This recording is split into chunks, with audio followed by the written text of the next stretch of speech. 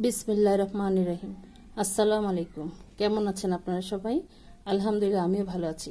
আজকে আপনাদের মাঝে আমি নিয়ে আসছি কচুর ছড়ি রেসিপি। তো আপনারা কে কী বলেন জানি না, এখানে কচুর ছড়ি আছে বা কচুর গাঠি যে যেটা বলেন বা কচুর মুখী। আমি এভাবে এটাকে ভালোভাবে ছিলে এভাবে কেটে নিয়েছি, এভাবে মাঝখান দিয়ে একটা টুকরো করে নিয়েছি বড়গুলোকে।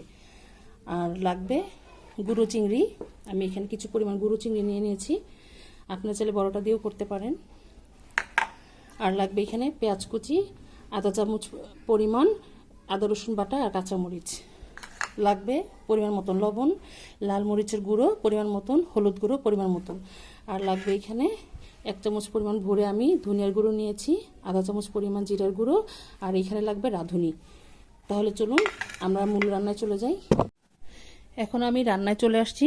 এখন জালটা জ্বালিয়ে দেব। বিসমিল্লাহির রহমানির রহিম। জালটা জ্বালিয়ে দিলাম। এখন আমি এর মধ্যে কিছু পরিমাণ তেল দিয়ে দিব, অল্প করে তেল দিয়ে দিলাম। এখন এর মধ্যে আমি প্রথমে পেঁয়াজ কুচিটা দিয়ে দিব। বিসমিল্লাহির রহমানির রহিম। পেঁয়াজ কুচিটা দিয়ে দিলাম।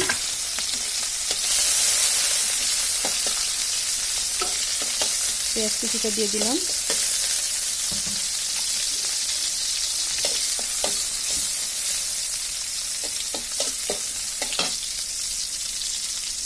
এখন এই পেঁয়াজের মধ্যে আমি যে গুঁড়ো চিংড়িগুলো আছে সেগুলো দিয়ে দিচ্ছি।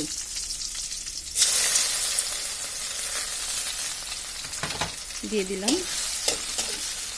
হালকা একটু ভেজে নেব পেঁয়াজের সাথে।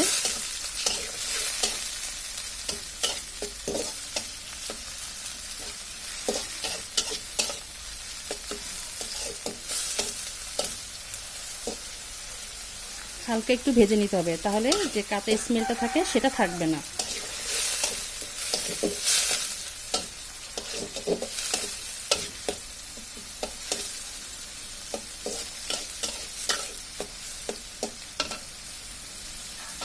হালকা একটু ভাজা হয়ে আসছে। এখন এর মধ্যে আমি সামান্য পরিমাণ পানি দিয়ে দিব মশলাটা কষানোর জন্য। এখন এর মধ্যে আমি প্রথমে হলুদের গুঁড়ো আধা চা চামচ পরিমাণ দিয়ে দিলাম। লাল মরিচের গুঁড়ো দিয়ে দিচ্ছি 1 চামচ পরিমাণ ভরে। দিয়ে দিচ্ছি পরিমাণ মতন লবণ। এখন দিয়ে দিব আদা রসুন বাটা,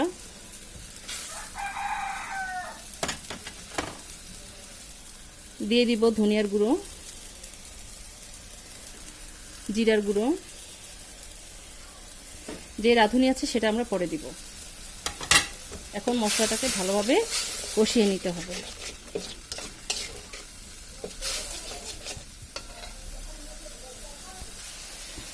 আমাদের চিংড়ি মাছটা কষানো হয়ে গিয়েছে। এখন এর মধ্যে যে কচুর ছড়িগুলো আছে সেটা দিয়ে দিচ্ছি, বা কচুর মুখী। এখন এর মধ্যে দিয়ে দিলাম।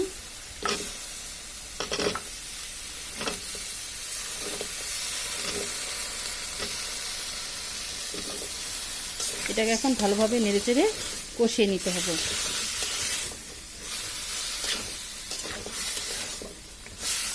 ভালোভাবে কষিয়ে নিব।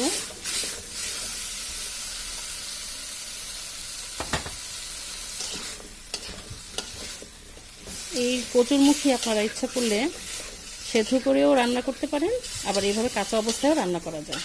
আমি এটাকে কাঁচা অবস্থায় রান্না করছি। কাঁচা অবস্থায় ভালোভাবে ছিলে ধুয়ে নিয়েছি। এটাকে ভালোভাবে এখন আমরা কষিয়ে নেব। এটাকে ভালোভাবে নেড়েচেড়ে কষিয়ে নিচ্ছি।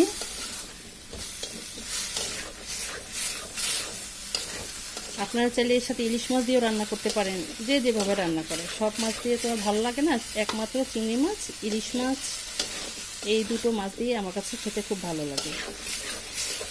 এখন আমি এর মধ্যে, আমাদের কষানো হয়ে গিয়েছে, এখন আমি এর মধ্যে পানি দিয়ে দেব।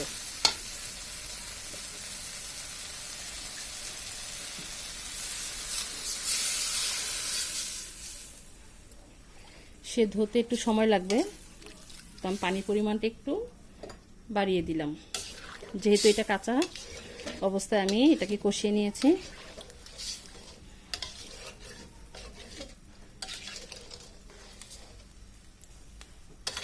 এখন এর মধ্যে আমি পানি দিয়ে দিলাম। আমাদের বলক আসা পর্যন্ত অপেক্ষা করতে হবে। এখন আমরা ঢেকে দিই, বলক আসা পর্যন্ত অপেক্ষা করি। এখন আমরা ঢাকনা খুলে দেখব এটা বলক আসছে কিনা।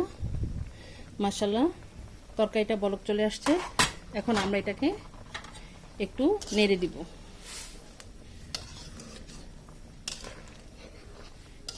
একটু নেড়ে দিলাম।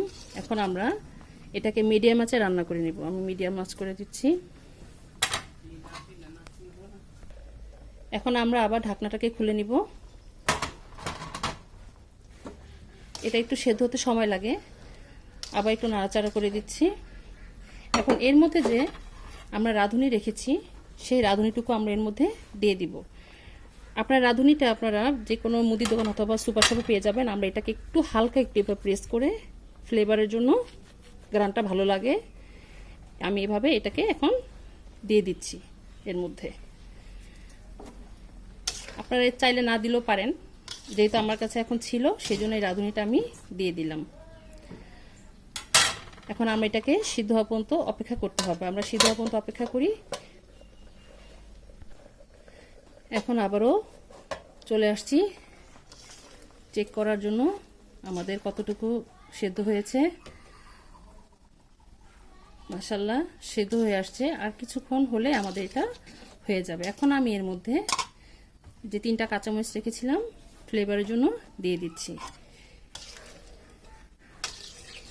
আর 10 মিনিট রেখে তারপরে এটাকে আমরা নামিয়ে ফেলবো। তো আর 10 মিনিট অপেক্ষা করি। আমাদের 10 মিনিট হয়ে গিয়েছে। এখন আবার দেখি কি অবস্থা আমাদের। মাশাআল্লাহ করে আরেকবার দেখে নি চেক করে। মাশাআল্লাহ, এই যে দেখুন, একটু উঠিয়ে দেখাই। এই দেখুন, গলে গিয়েছে আমাদের কচুরমুখিটা। এরকম মাখা মাখা একটু ঝোল ঝোল রাখবো। এটা একটু ঝোল না হলে ভালো লাগে না।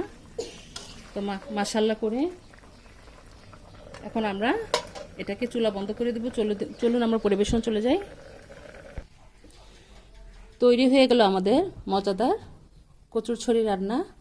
মাশাআল্লাহ, আলহামদুলিল্লাহ, আপনারা দেখতে পাচ্ছেন মাশাআল্লাহ অনেক মজা হয়েছে। আপনার এই রেসিপিটা অবশ্যই একবার হলে বাসায় ট্রাই করবেন। যেহেতু এখন কচুরছড়ির সিজন, প্রচুর ছড়ি আমাদের এখন বাজারে নামছে। তো এখন এই ছড়িটা একবার হলো এভাবে গুঁড়ো চিংড়ি দিয়ে রান্না করে দেখবেন, এটা খেতে ভীষণ মজা। তো আমার এই রেসিপিটা আপনাদের কাছে কেমন লেগেছে আমাদেরকে অবশ্যই কমেন্ট করে জানাবেন, আর লাইকস এবং শেয়ার করে দিবেন। আর আমার জন্য দোয়া করবেন, আমি যেন আপনাদের মাঝে আরও রান্না নিয়ে আসতে পারি। তো আপনারা আজ এই পর্যন্তই। আপনারা যে যেখানে আছেন ভালো থাকেন, সুস্থ থাকেন। আল্লাহ হাফেজ।